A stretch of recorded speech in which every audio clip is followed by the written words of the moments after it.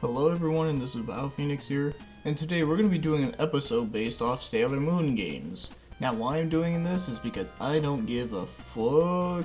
Okay, well to be fair, Sailor Moon was something I always grew up with. For anyone that has watched my anime feature I did this year, you guys would probably know this, but in case you haven't, I'll re-explain some things here. Now Sailor Moon was the first anime I ever watched, or at least as far back as I can remember. And as a kid, I loved it. But then after revisiting it for the review feature that I was doing, well, it was good, but not as good, but it was still pretty enjoyable. Mainly because the show is just straight out campy, and not that there's anything wrong with that, but it's just good to watch something like this every now and then. But anyways, I already talked about all that shit already. So in this episode, I'm mostly going to be talking about the Sailor Moon games that were released on the Super Famicom, making this the very first review that I'm going to be doing a Super Famicom game. And all of these games were only released in Japan. Except for one, but I'll explain that in a moment. And there's a lot of other games on other systems such as the arcade, PlayStation, Saturn, Game Gear, PC Engine, even the 3DO, believe it or not, and the PC. And of course there's one other system I never even heard of called the Playdia. Well, whatever the hell it is, you can play a Sailor Moon game on it. So that gives you a good idea of what games that you can get a Sailor Moon game on, but either way, I'm just sticking with Super Famicom. So how about we take a look at the first game? And it just so happens to be called Regular Ass Sailor Moon. Actually, it's just called Sailor Moon without the regular ass, but you know, you get the idea. And this one plays like a beat 'em up, which sounds like a pretty good concept for this kind of thing. And it was developed and published by the company named Angel. I've never heard of them before, but seems fitting. And it was released in 1993.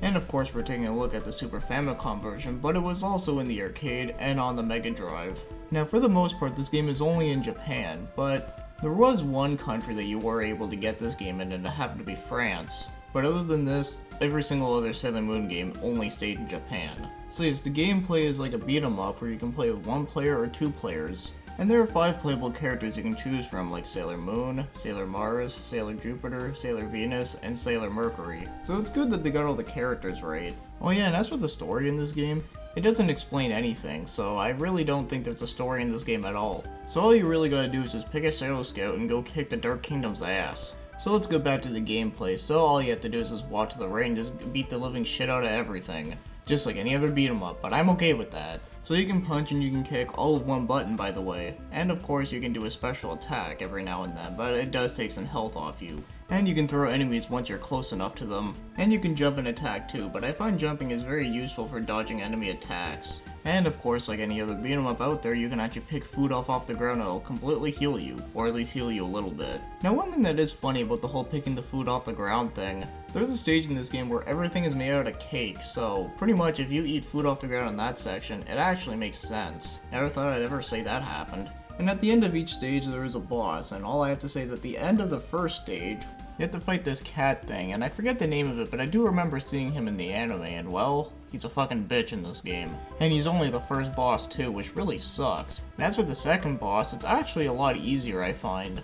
But one of the reasons I think made the first boss so damn hard is that it's really hard to actually hit him. It's almost like his hit detection box is like almost impossible to get perfect. So that's pretty fucked up, but then again, I'm at least happy that's the only time where I had this issue. Because with every other enemy in the game, I never had this issue, it's just with him for some reason.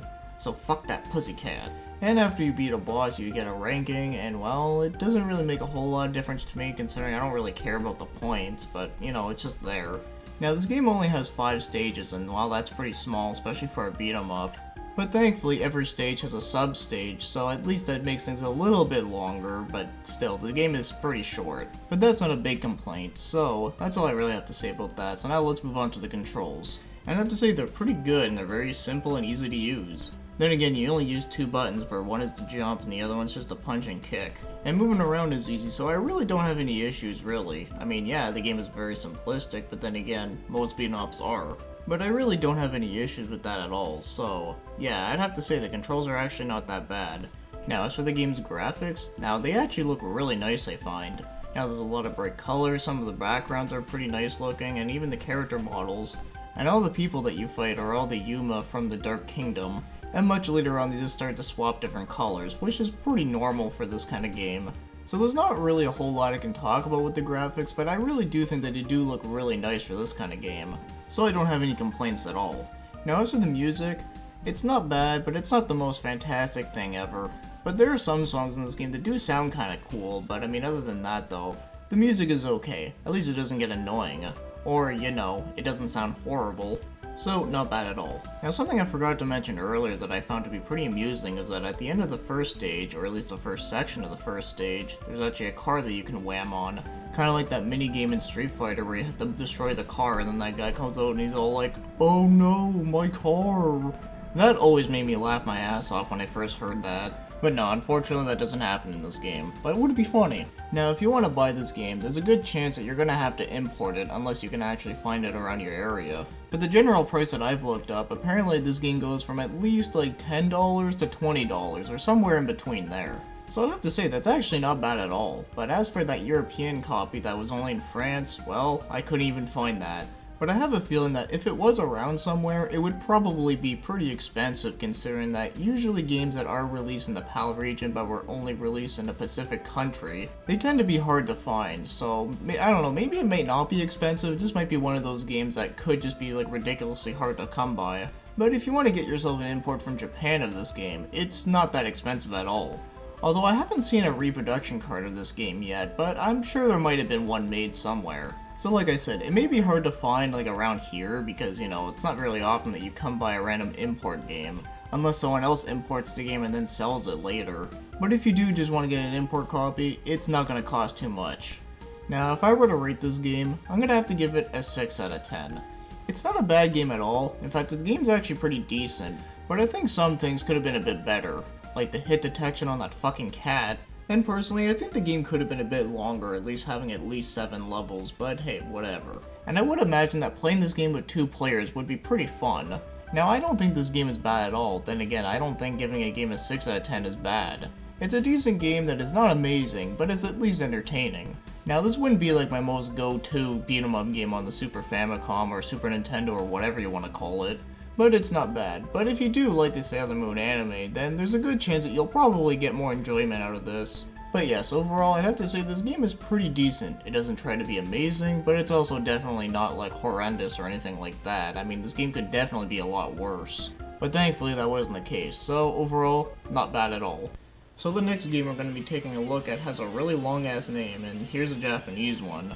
Bisoujo Senshi Sailor Moon Super S Zenzaka Shuyaku Zatsunsen. Now I have a feeling I probably fucked that one up majorly, but it translates to Pretty Soldier Sailor Moon Super S, all members participating, contest for lead part. I'm not even kidding. That is what it translates to, and well, I guess you can tell just from the title of this game, it sounds pretty what the hell. Well, anyways, with the ridiculous name aside, this game is actually a fighting game, and it was developed and published by Angel again, but it was released in 1996. Now I'm gonna explain something real quick. The version that I'm taking a look at is actually an expansion pack of the first one.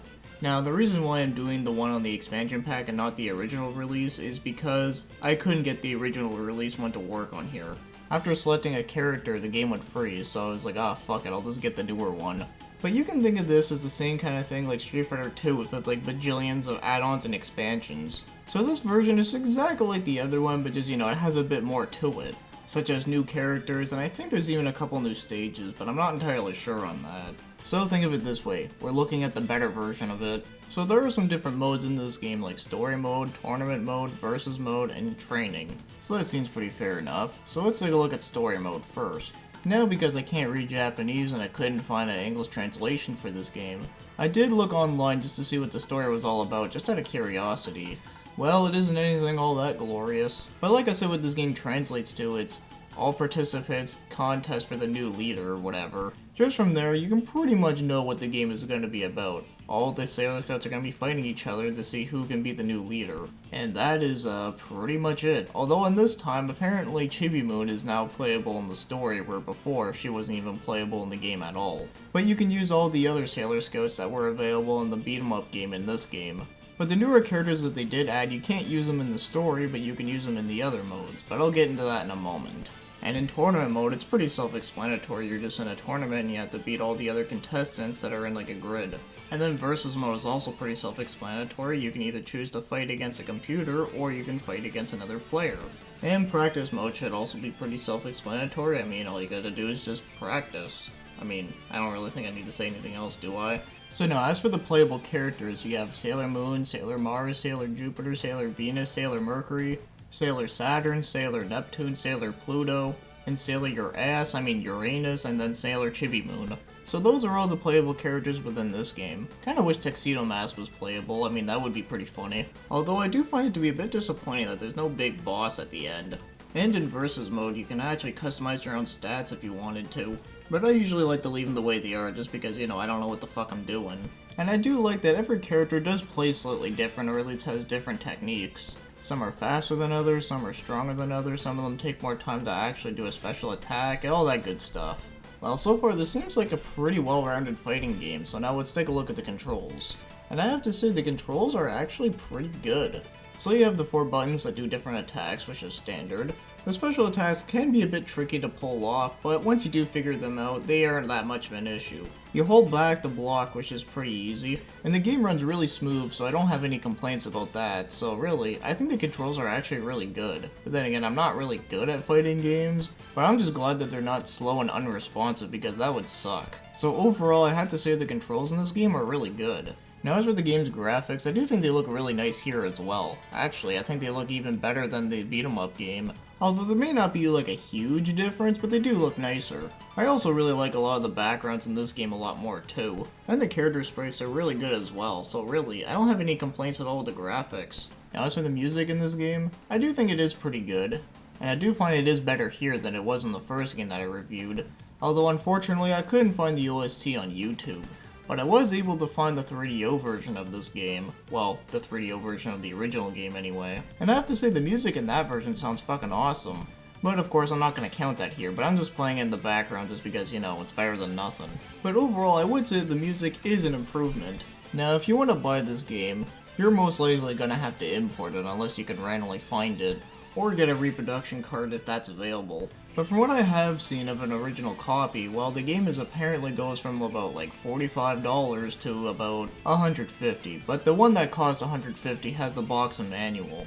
And then what makes things weirder is that there's actually another one that comes with a bundle of 3 other Sailor Moon games that also have the box that's being sold for about $145, so I don't really know what the hell the exact price point on this game is. But according to eBay, there's only 3 of them available as of right now. So maybe this one might be a bit hard to get a hold of, which is sad. Because this game is actually pretty great for a fighting game, at least I really enjoy it. So hopefully there might be a reproduction card out there somewhere. At least it'll be cheaper and easier access to get to. But as for finding an original import copy, it might be a bit tough to find. At least this version of the game, I'm pretty sure that the original version is probably much easier to get. But it doesn't have as much character, so you just gotta keep that in mind. Now, if I were to rate this game, I'd have to give it an 8 out of 10. Yeah, I'm actually being quite serious with this. I really do enjoy this game quite a lot. Like, I find the fighting is fun, the balances are good, graphics and music are really good, and I really don't have a whole lot of issues with this game. Well, except for the fact that there's no boss character at the end, but I mean, other than that though, the game's actually pretty fun. I was actually quite surprised that it was actually this good, considering that there's so many fighting games out there that tried to be like Street Fighter or tried to be like Mortal Kombat, but just failed. Especially during the Sega Genesis and Super Nintendo days. But I found this one to be quite good. Now, I know not all of you guys are probably going to be a huge fan of Sailor Moon, but even if you're not, I know a lot of people out there that still play anime-related games that are not huge into anime, so if you're one of those people who are willing to play anything as long as the gameplay is good, then I can at least recommend this. But of course, I'd also recommend playing this game on an emulator first before actually trying to get yourself a copy of it, just in case you're not satisfied. Then again, that's the thing I like about using emulators, that it's just to try out a game first to see if it's worth it in the end. So overall, I'd have to say this is actually a pretty good Sailor Moon game. So, on to the finale. So the last game we're going to be taking a look at is Sailor Moon Another Story. So they've already done the beat 'em up and the fighting game already, so now they're going for something completely different, and that is an RPG. And it was developed and published by Angel, and it was released in 1995 only on the Super Famicom. And it's a traditional turn-based RPG. But before we get into the gameplay, let's talk a little bit about the story.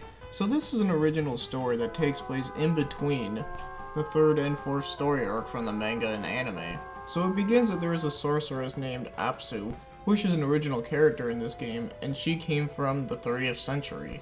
And she has created a group of girls from Crystal Tokyo known as the Opposite Senshi. And now she wants these opposite senshis to go fuck around with time and screwing up everything in the past, making things change within the present. And one of the main bad things that's been going around is that some of the enemies that they once defeated are now coming back from the dead. So of course the Sailor Scouts have to take them out.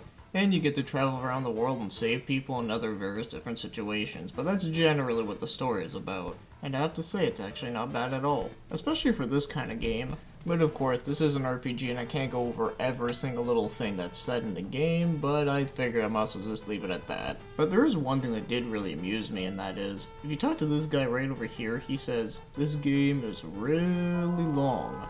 Well, I mean, I'm pretty sure anyone that is going to be playing an RPG at least knows that the game is going to be pretty long. Either way, I just found it funny that they had to announce it. So for now, let's take a look at the gameplay.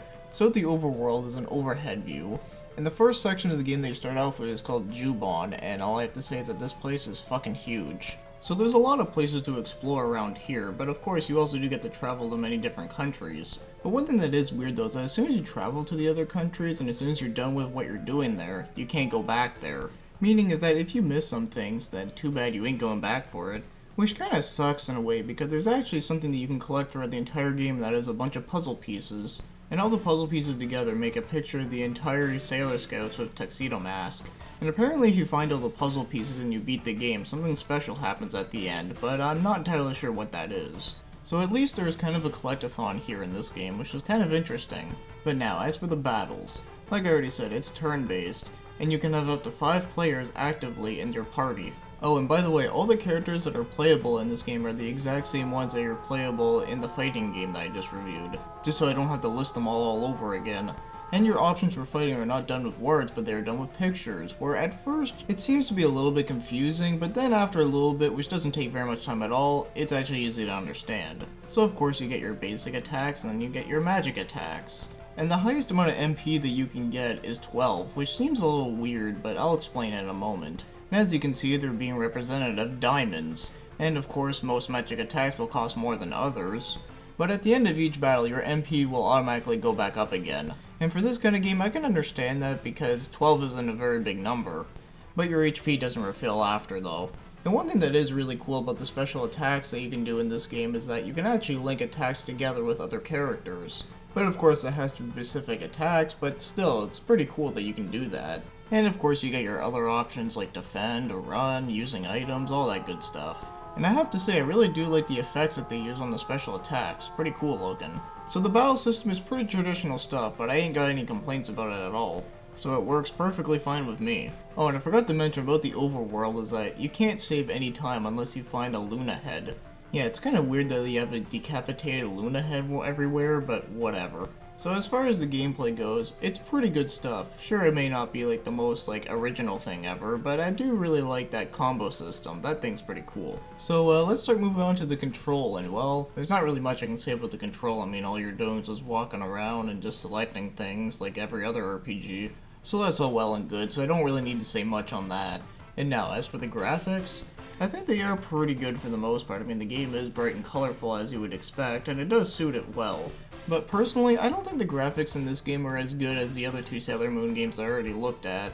But I definitely don't think it's bad. I mean, I just think it's just the art style that they picked for this game, where now everyone is chibi-like. And by the way, I'm not against the whole chibi style thing, I just prefer the other one.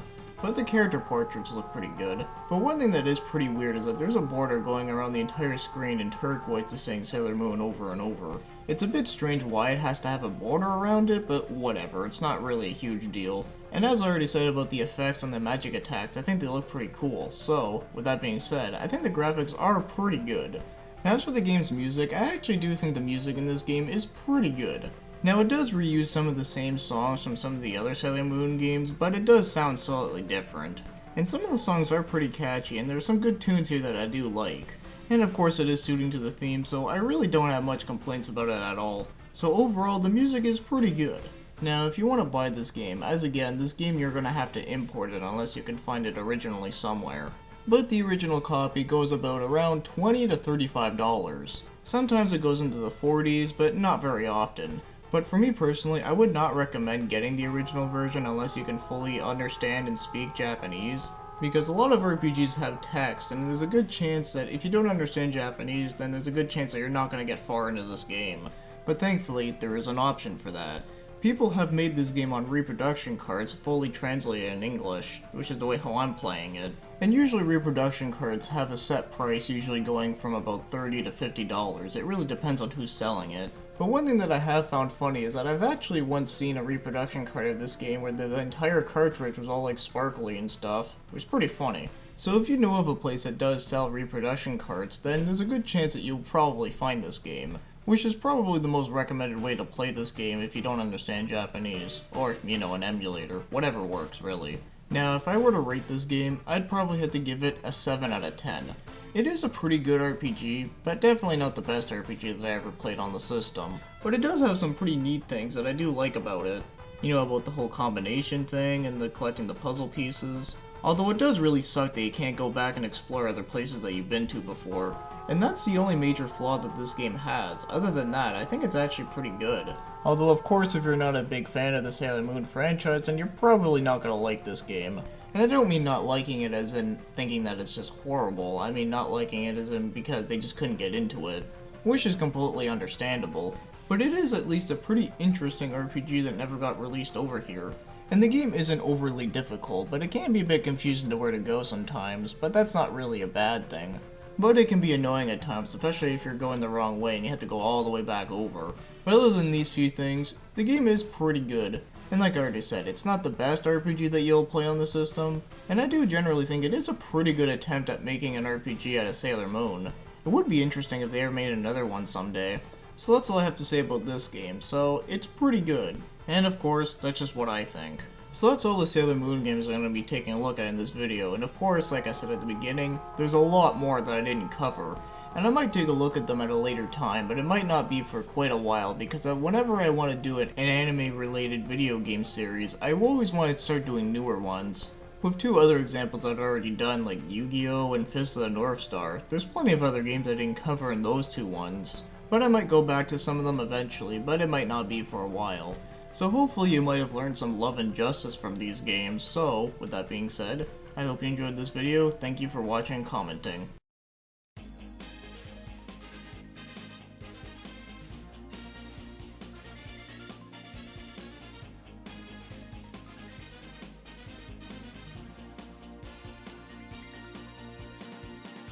Champion of justice, on behalf of the moon, I will right wrongs and triumph over evil. And that means you. Ah, fuck it, I give up. I'll never become a princess. Oh, my dreams are shattered.